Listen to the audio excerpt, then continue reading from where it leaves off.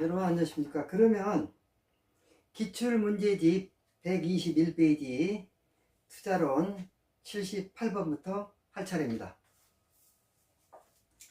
78번 121페이지 다음 자료를 이용하여 대상부동산의 대부 비율 론 투 밸류 얼마나 부동산 값어치에 대해서 대부받았느냐를 구하시오. 대부 비율을 구하라고요. 자, 보니까 매매 가격이 1억 원이고 순영업소득이 1,000만 원이고 부채 감당률이 1.4고 대출 조건은 저당 상수가 0.102다. 이거는 이자율 8%, 기간 10년을 계산했을 때 저당 상수 공식을 적용하니까 이렇게 나왔다는 얘기고, 상환 조건은 연 1회 원리금 균등 상환이다. 저당 상수를 곱해서 나오죠. 자, 그러면 뒤로 넘어가면 운항 대부 비율은 뭐 40%다, 50%다, 60%다, 70%다. 자, 이렇게 나오니까, 자, 그러면 이 문제를 이제 풀어보면 대부 비율을 구하시오. 이렇게 했잖아요. 그러면 우선 이제 그 LTV로 얼마이냐 이렇게 하고, 그 다음에 저 DTI로 또 규제하고, 근데 DTI 대신에 DCR Debt Coverage Ratio, 요게 부채 감당률인데 부채 감당률로도 규제할 수 있어요.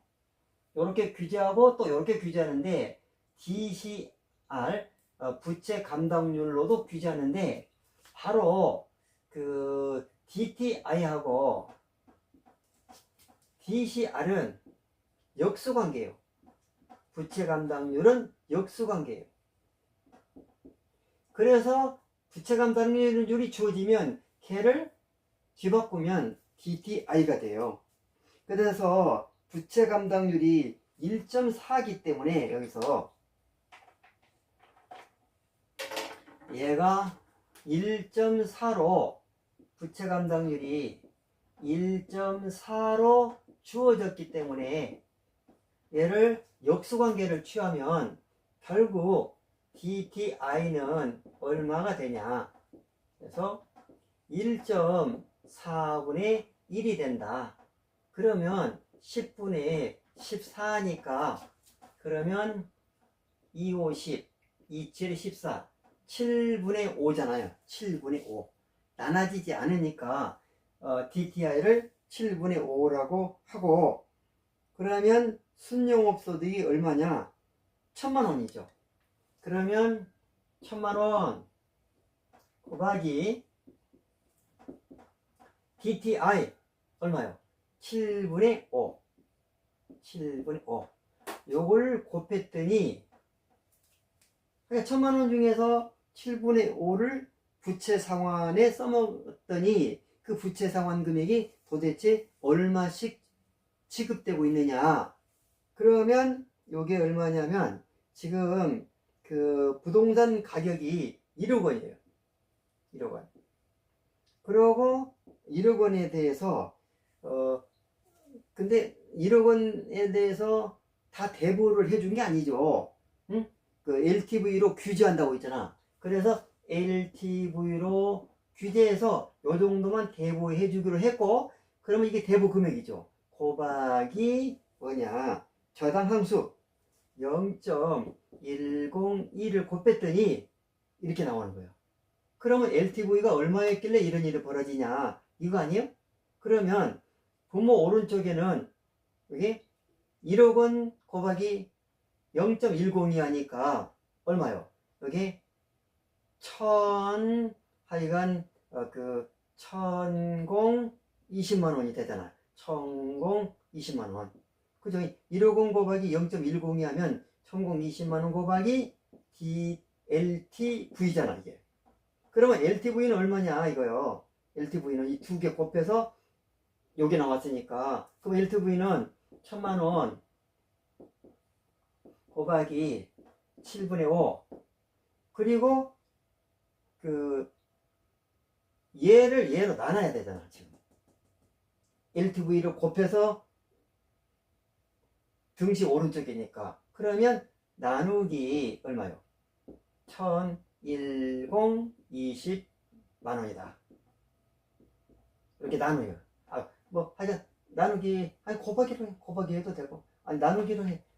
곱하기로 하면 이렇게 되고, 나누기로 하면 나누기 표시하면 되고, 그렇게 되니까 결국 이걸 계산하면 1020분의 1000이 되고, 거기다가 7분의 5를 곱하면, 그러면 이게 뭐냐? LTV가 나온다 이거예요. 자, 다시 한번 계산하면, 자, DCR은 부채 감당률은 LTV하고 역수관계다. 1.4로 주어졌으니까 DTI는 1.4분의 1이 된다. 그러면 14분의 10이니까 7분의 5가 DTI다. 맞아요? 맞죠? 역수관계 취했죠? 7분의 5다. 그러면 DTI 1000만원 중에서 7분의 5만큼을 부채 상환에 써먹을 수 있다. 그 원리금으로 그만큼 나간다 이거예요. 근데 원리금은 얼마 빌렸길래 그러냐?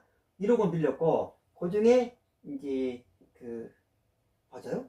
계산이 혹시 틀린 거 아니에요? 이렇게 해가지고 1억 원에서 LTV를 곱해가지고 가면서 봐요. 우리 혹시 틀렸을지 몰라. 맞아. 왜냐면 1억 원을 다 빌려준 게 아니야.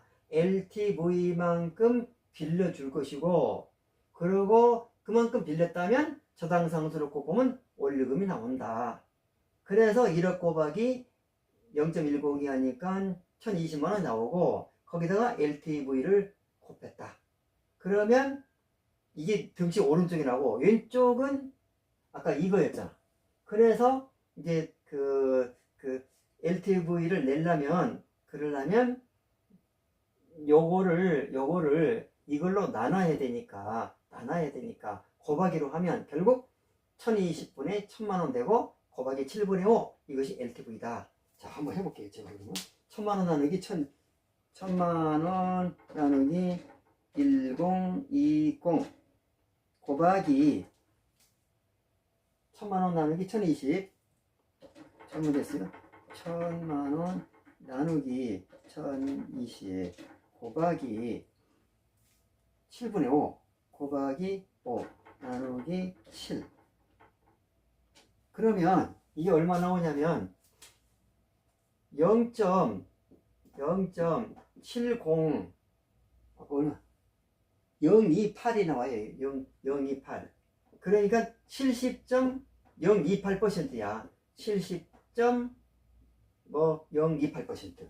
근데 여기는 지금 어떻게나 문항에 보면, 선택 문항에 보면 70%다. 그러니까 70%로 해야 돼. 그래서 4번이 된다. 그 다음에 79번을 보면, 그러니까 LTV, DTI를 섞어서 이제 문제를 낸 건데, 여기 DTI는 이제 거기 부동산 담보 가치에다가 DTI를 곱하면 대출 금액이 나오죠. 1억짜리다. 근데 LTV가 70%다. 그럼 얼마까지 빌려줄 수 있겠냐? 7천만원까지 빌려줄 수 있다. 7천만원에다가 저당산도 곱하면 원리금이 나온다. 그럼 원리금 얼마냐? 그래가지고 이렇게 나온 거죠, 지금. 79번. 122페이지 79번. 다음 중 투자, 타당성, 판단, 지표에 관한 설명 중 가장 적절치 않은 것은 1번. 내부 수익률은 수익성 지수가 1이 되는 할인율이다. 맞아요. 그리고 순환가를 0으로 만드는 할인율이다. 이래도 맞아요. 그 다음에 2번. 회수기간법은 화폐의 시간가치를 고려하지 않는다. 단점. 맞아요. 그 다음에 3번. 내부 수익률법은 사전적으로 요구 수익률을 결정하지 않아도 된다는 장점이 있다. 자, 이게 이제 문제가 되는 거예요. 이게 출제자가 적절하게 못 냈어요. 자, 이건 나중에 하고. 동그라미 4번. 순환가법을 이용한 투자 타당성 분석에서 선택되는 할인율은 투자 주체에 따라 달라진다. 그렇죠. 투자자가 강한 위험회피자라면 할인율이 높아요. 들어온 돈을 많이 디스카운트해서 안전하게 투자하기 위해서. 그래서 투자 주체에 따라 달라요. 환자가 계단 올라가는 경우에 요구 수익률하고 운동선수가 계단 올라갈 때 요구 수익률은 달라져요. 환자가 높아요. 그래서 투자자가 누구냐에 따라 달라져요. 맞아요. 그 다음에 5번 두 개 투자 안에 투자 금액이 같다고 하고 회계적 수익률도 같다고 놓자. 그리고 이럴 때 사업기간 초기에 현금 유입이 많은 대안보다 후기에 현금 유입이 많은 대안의 내부 수익률이 높다. 자, 이거는 상당히 이제 난이도가 높은 문제인데, 자, 보면,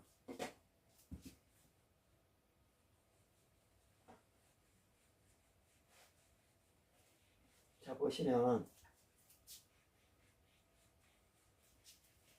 이걸 그림으로 그려보면 이런 얘기예요, 지금. 어떤 얘기냐면, 잘 안 나오니까 빨간 글씨로 오면 이제 잘 나오고, 이게. 자, 그러면 여기에 두 개 투자 대안. 나간 금액이 똑같아요. 근데 회계적 수익률이 같다. 그러니까 A가 있고 B가 있는데, 여기에 10,000원씩 나갔어. 유출. 회계적 수익률, 회계적 이익률. 이거는 초기에 들어왔던 말기에 들어왔던 회계적 이익률은 같아. 10,000원 나가서 3,000원 들어왔다. 근데 이거는 초기에 들어와서도 3월달에 3,000원 들어왔어도 30%, 12월 말에 3,000원 들어왔어도 30% 똑같아. 이렇다 이거. 현금 흐름이 지금 초기에 들어왔는지 나중에 들어왔는지 그런 건 안 따지고 있는 게 회계적 이익률이야. 자, 이렇게 됐을 때 사업기간 초기에 현금 유입이 많이 들어온 경우하고 후기에 현금 유입이 많이 들어온 경우하고 내부 수익률이 어떠냐 그 얘기요. 자, 그러면 지금 이렇게 됐잖아요. 그러면 예를 들어서 이제 10,000원이 나갔단 말이에요. 지금 제로 시점에서 10,000원이 똑같이 나갔는데 10,000원이 똑같이 나가서 근데 돈이 지금 여기는 3월 달에 3,000원 30%니까 여기는 10월 달에 3,000원이 들어왔다. 요건 3월 달에 들어왔고 10월 달에 들어왔다. 회계 기간은 1년이에요. 1월부터 12월 말까지. 이럴 때 10,000원 나가고 동일하다. 회계적 수익률이 같다. 다만 이 지금 돈 들어온 시점이 다르고 있어요. 지금 어떠냐? 사업기간 초기에 현금 유입이 많이 요것이 들어오고 얘는 늦게 들어와. 이랬을 때 순현가를 0으로 만드는 할인율은 A 10,000원 유출후현가죠.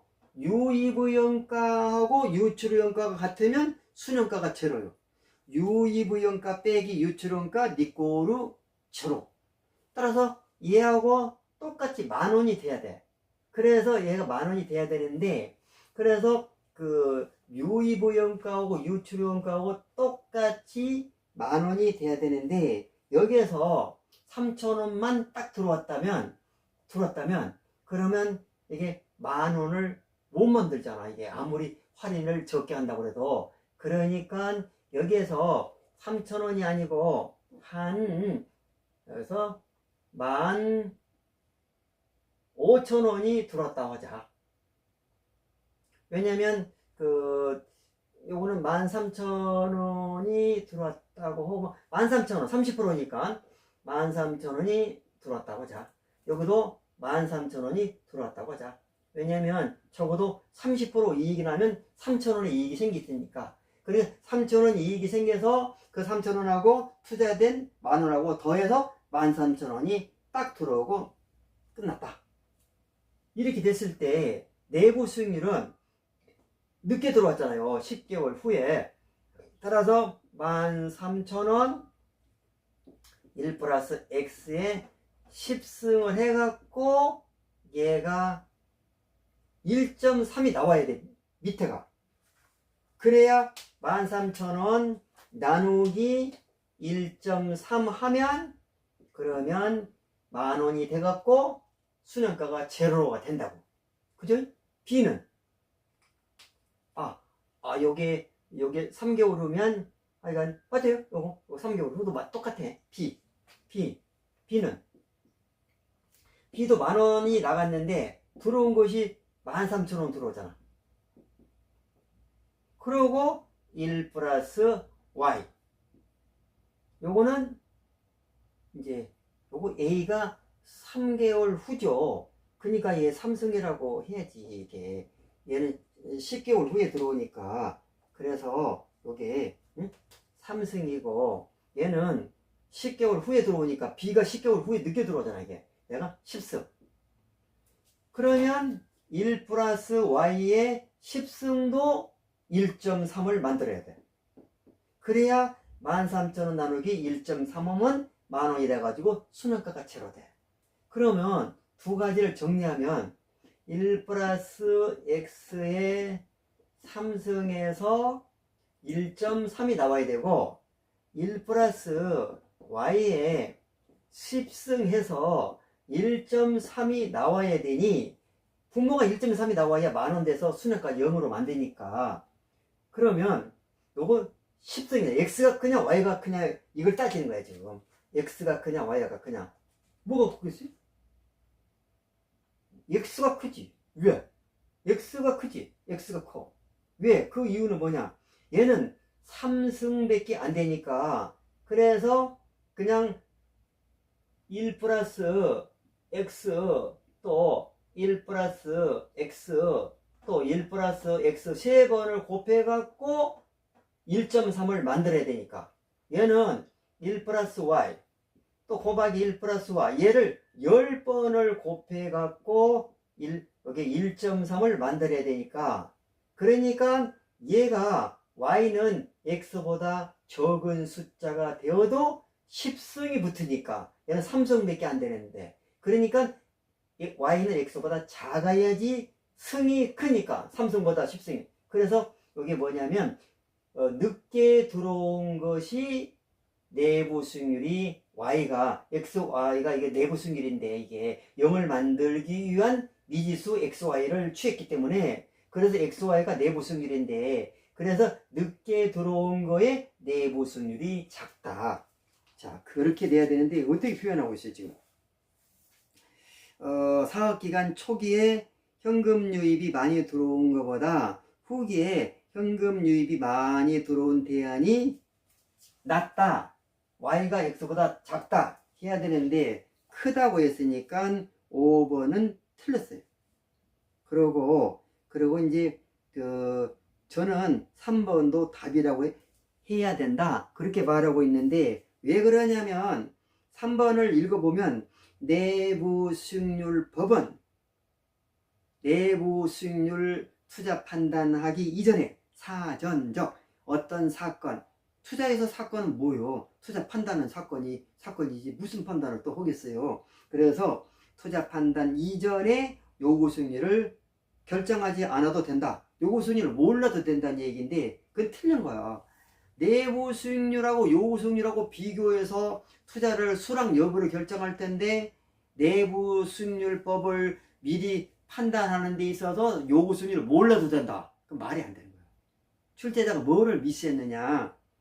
내부 수익률 법이 아니고 Internal Rate of Return Method 이런 법이 아니고 내부 수익률이어야 맞아. 이게 IIR 법이 아니고 그냥 IIR이야 돼. 그래서 이 법을 썼기 때문에 얘가 틀린 거야. 이렇게 표현했어야 이 말이 이제 맞는 거야 이게. 그래서 5번이 답이 되는데 왜냐면 내부 수익률을 내는 데 있어서는 그냥 순환가를 0으로 만드는 미지수 X를 구하면 되거든요. 요구 수익률을 몰라도 되지. 순환가를 0으로 만드는 미지수 X를 구하면 그것이 바로 내부 수익률인데 요구 수익률 알 필요 뭐 있어. 그러나 내부 수익률 법을 적용하기 위해서는 내부 수익률이 요구 수익률보다 큰가 작은가를 판단해야 하기 때문에 그렇게 돼요. 얘는 출제자가 이걸 문제를 조금 부적절하게 냈어요. 잘못 냈어요. 부정확하게 냈어요. 그 다음에 80번 마지막으로 투자론의 마지막 문제 80번. ABC 세 개의 부동산에 대한 투자 성과 측정을 통해서 다음과 같은 결과를 얻었다. 결과에 대한 설명 중 가장 바르지 않은 거, 틀린 거. A 부동산, B 부동산, C 부동산이 있는데 수익률 기대치가 10%, 14%, 14% 있고 수익률 편차, 위험이죠. 여기 7%, 15%, 16% 있고 이 부동산 A, B, C하고 금융상품과 포트폴리오를 만약에 구성한다면 그러면 이제 상관계수를 따져봐야 되겠죠. 원래 상관계수는 이 부동산과 그 마이너스 상관계수를 나타내는 금융상품을 선택해야 되는데 지금 금융상품이 두 개야. 주식하고 채권. 근데 다 상관계수가 보니까 마이너스가 붙은 게 하나도 없어. 전부 다 플러스야. 그렇다면 이제 어떤 상관계수가 그래도 그 중에서 낫냐 이걸 따지는 거예요. 자, 우리가 상관계수를 아까 좀 공부했는데 또 한번 이거를 한번 생각해 보면, 아이고,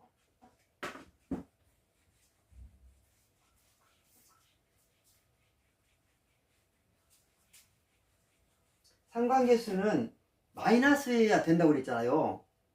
우상과 양산을 만들어야지 우상과 비원 만들면 안 된다고, 이제 플러스는 안 좋다고 그랬잖아요. 근데 여기는 다 플러스야. 그럼 플러스 중에 어떤 플러스가 차라리 그러면 낫냐? 자, 상관계수가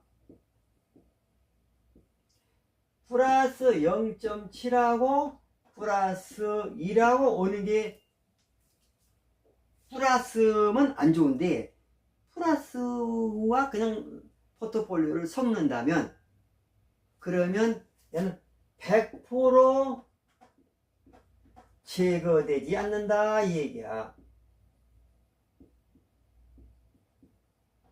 틀림없이 제거 안 된다 이거야. 얘는 제거 안 될 가능성이 70%다. 제거 안 된다. 그러니 뭐가 낫겠어요 이게. 100% 확 이게 나쁜 쪽이지. 상관계수 플러스만 안 좋은 쪽이야. 100% 나쁘다는 쪽하고 70% 나쁘다는 쪽하고 어느 쪽이 좋겠어요? 그래서 70%가 낫죠.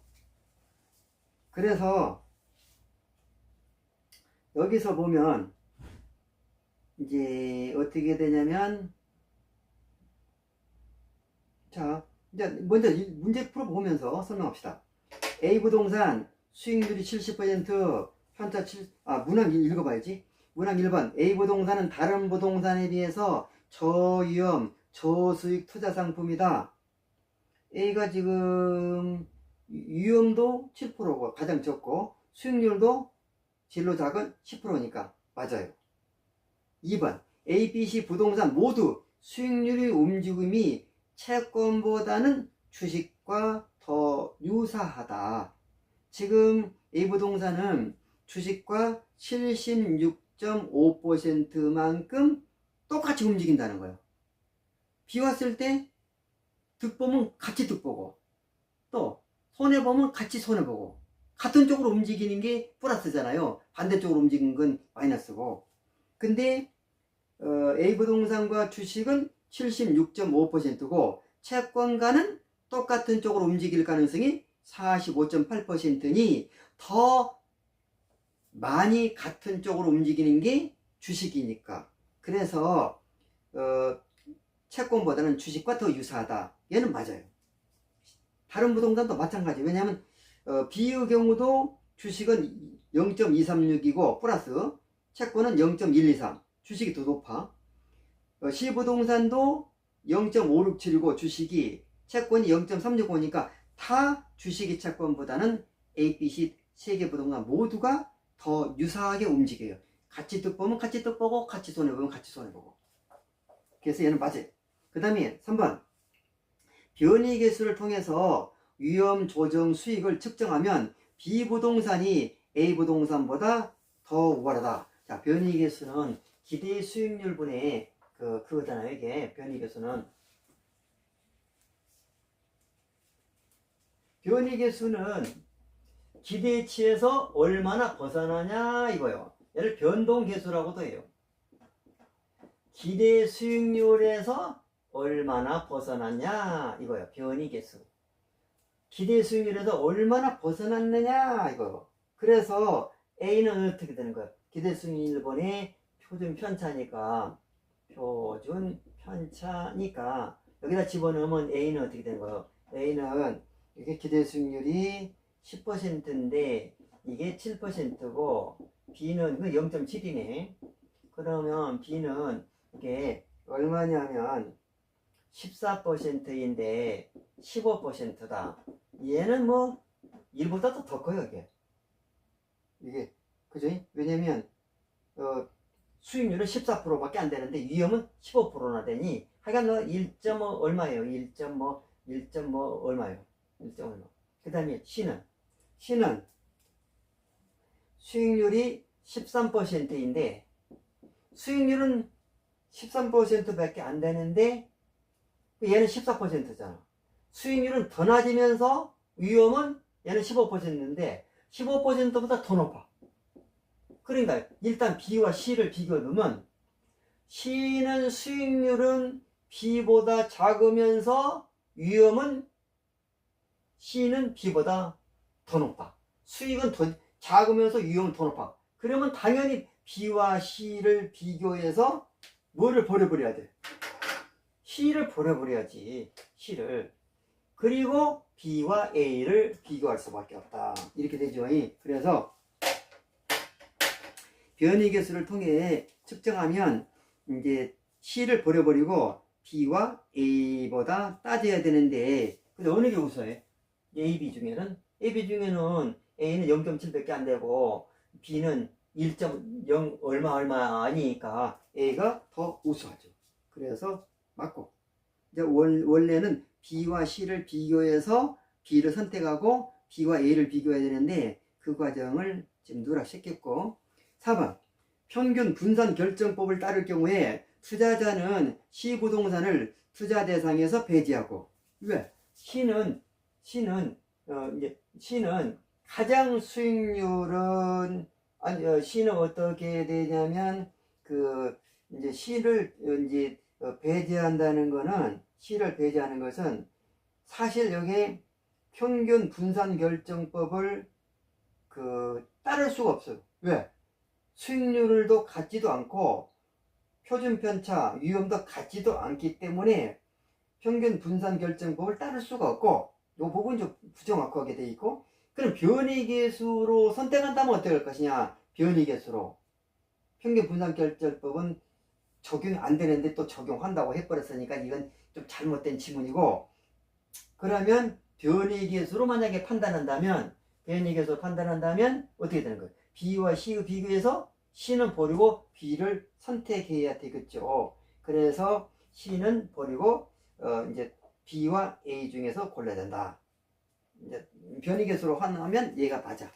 그러니까 편익금 분산 결정법으로 하지 말고 변이계수를 쓰면 이랬어야 되는 건데 그게 좀 부정확하게 됐고 그 다음에 5번 금융상품과 결합한 포트폴리오를 구성한다면 타 금융상품과 상관계수가 낮은 B부동산이 가장 낫다. 만약에 금융상품과 고른다면 채권과 골라야 돼. 왜? 채권이 더 상관계수가 플러스이면서 작으니까. 그런데 A, B, C 세 개 중에서 한 개의 부동산만 채권하고 결합한 것으로 택한다면 어느 것이 더 낫냐? 지금 A, B, C 세 개 부동산 중에 주식이나 채권이나 상관계수가 플러스이면서 가장 높은 것이 A고 C는 두 번째 높고 B가 상관계수가 가장 적으니까 플러스일 때는 상관계수가 낮은 것이 더 좋으니까 그래서 B 부동산이 더 타당하다. 그래서 5번은 맞고 그래서 여기서 그래서 이제 보면은 3번이 틀렸다는 게 뭐냐면 변이계수를 통해서 측정하면 B 부동산이 A보다 더 우수하다. 어떻게 우수해 이게 변이계수가 큰데 변이계수가 작은 걸 골라야 되는데 왜?